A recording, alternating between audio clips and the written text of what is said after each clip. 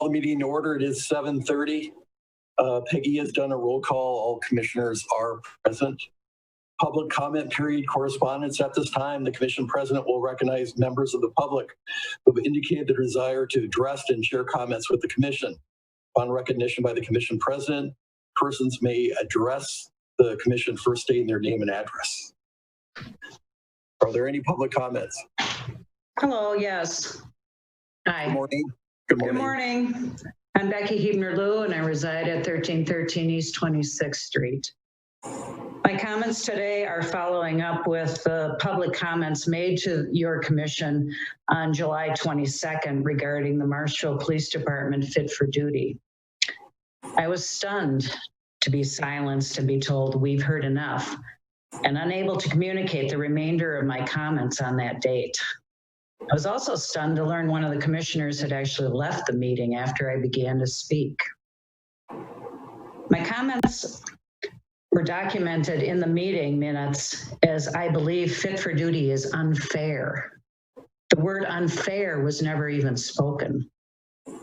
After acquiring relevant documentation to assess fit for duty, it was very clear that fit for duty is not valid. Criteria used to validate was not conducted in a scientific manner, nor does it have accommodation for age or gender. There are many questions that are still unanswered, some of which are, number one, why and when was this changed to punitive, as it was not introduced as punitive? Two, why was the fit for duty not validated by a vast majority of the department and only by Chief Gramza and Assistant Chief Zeps as being relevant to the job?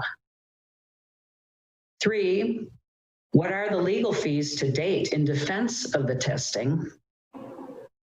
And number four, what is the number of officers who did not pass the fit for duty requirements and how many of them are female? Who will answer these questions?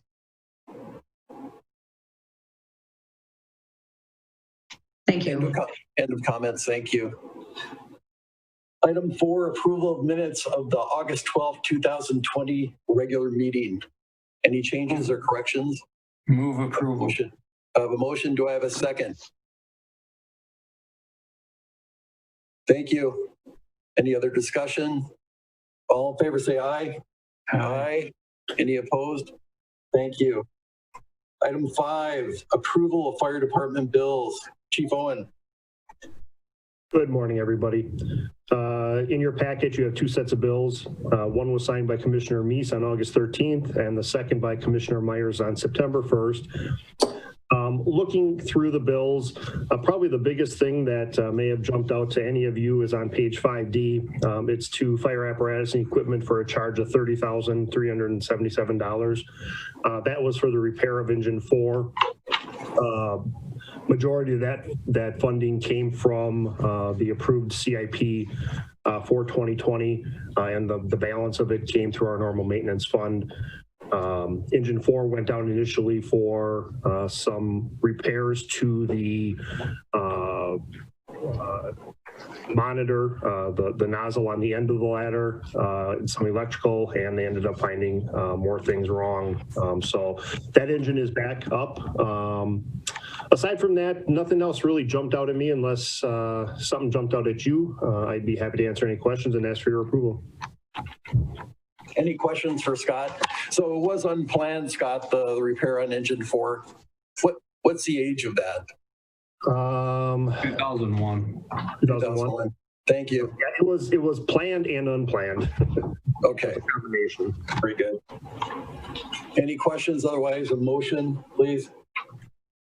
Move approval. Have a motion. Do I have a second? Again. Second. Dr. Meese, thank you. Peggy, can we do a roll call, please? Earl? Is that on? Yeah. Earl? Myers? Can you guys hear? I can hear. Yep. I can. Mike, you're muted. Earl? Gordy, you're muted. Brady's muted. Yes, they're muted. Okay. Meese? Yes. Pio? Yes. Hirschman. Yes. Thank you. Item 6, approval of police department bills. Pat. Good morning. In front of you, you have two sets of bills. One is signed by Commissioner Keough on August 19th. The other is signed by Commissioner Gershman on September 1st. The only real item of note is we did pick up a 2020 Dodge Durango, and that's the first of 3 replacement frontline squads for the year. The amount of $31,887.50. Otherwise, everything's pretty routine. I would be happy to answer any questions and would ask that you place them on file. Any questions for Pat? Motion to approve? Motion. I have a motion and a second. Peggy, could we do roll call, please? Earl, Yes. Myers, Yes. Reese, Yes. Keel, Yes. Hirschman. Yes, thank you. Item 7, fire department activities, training reports, and correspondence. Chief Owen. All righty. Similar to the past few months, majority of the month consisted of several meetings related primarily to COVID. Meetings took place by Zoom or another telepresence type of system. On 7A, you'll notice a couple of entries. The fire department's public education committee is creating a video this year for K through 6. We're not sure how interaction is going to be with the Kids for Fire Prevention Week. So a group of 3 of them have really spearheaded this and done great. So Relief Lieutenant John Altman, firefighter paramedic Matt Wolf, and Hannah Paulson took this and ran with it. We did video shooting around the city, some fire scenarios down at the training center. Matt Wolf is putting it all together, and the rough draft so far looks awesome. We're hoping to get it out once it's presented to the schools, and we'll put it out on our social media and public access. And just a big kudos to them. Matt in the editing is, I don't know, that's his forte. I think he should have been a video editor or something because he works the magic. So other than that, the monthly statistics are in there. We're down calls this month, a little slower this month, but not a huge concern. Other than that, pretty routine month. I'll be happy to answer any questions and ask that you place on file. I always ask about Interfacility, Scott. It's still pretty much no volume or... Yeah, volume interfacility wise across the state seems to be down. We are doing emergency interfacility transfers if they come in. Non-emergents are location dependent, but we're really not even seeing a lot of requests right now for interfacility transfers. I know Deputy Chief Bacus participates in statewide meetings. And he had indicated that a gentleman from Aspirus said they are having trouble finding long-term care facilities for their patients that need to be discharged. And they're actually sending them over to Minnesota because long-term care facilities around here are not taking anyone. So it's kind of interesting. I don't know exactly what's going to happen, but interfacilities are down a little bit, but we're hopeful they'll pick back up once things start to mellow out and even out. Okay, that's a good update. Any other questions for the chief? The buildings, the police and fire station are both still locked. They're still not open for public, correct? Correct. We're pretty much status quo. We are out doing fire inspections, but actual tours of the station, public coming in, interaction, that's all the way it has been for several months. Okay. Any other comments? All right, let's go ahead and we'll receive that and place on file. Thank you, Chief. Item 8, Police Department activities, training reports, and correspondence. Assistant Chief Zeps. Pretty much the standard gamut of COVID meetings and things like that, updates. There are a couple training that are worth noting. One is we did have an officer attend basic sniper training in Marathon County, and that was he was one of the replacements for an opening on the special response team. We also had 2 officers attend instructor development at Northeast Central Wisconsin Technical College in Green Bay. And that was August 24th, 27th. What that does is allows them to pick up instructor positions in unified tactics or something along that line. So other than that, I would ask that you place them on file. I'll be happy to answer any questions. Any questions on the activities report? Randy, not on the activities report, but something else, if you don't mind. Yeah. Pat, last week on a television show, a newscast, they interviewed the president of the Wisconsin State Police Union.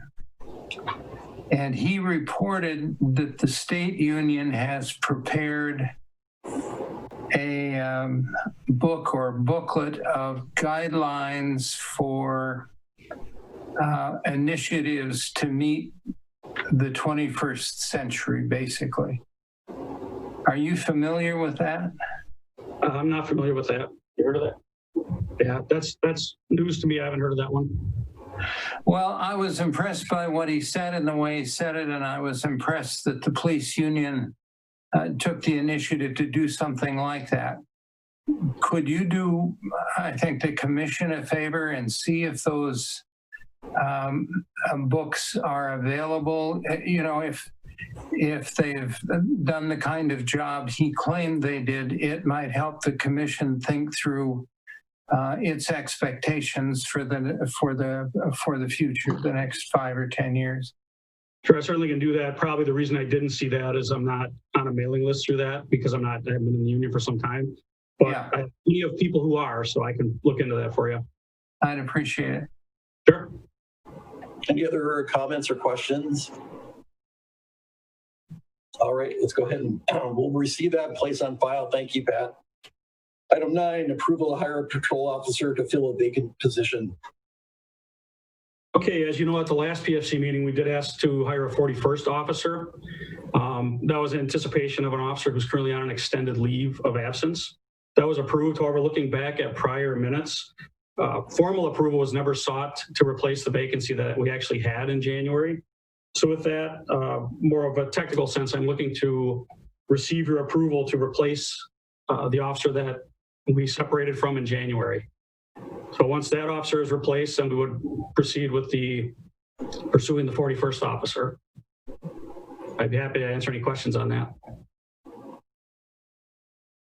Any discussion? Otherwise, looking for a motion.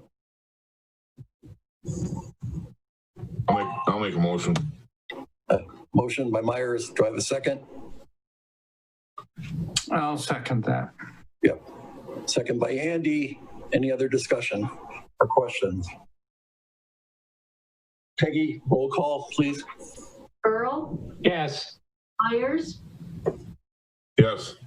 Neese, Keel, Yes. Gershman. Yes. Item 10, there's no further business. I will adjourn this meeting. Everybody have a good week. Thank you. Thank you, you too. Thank you.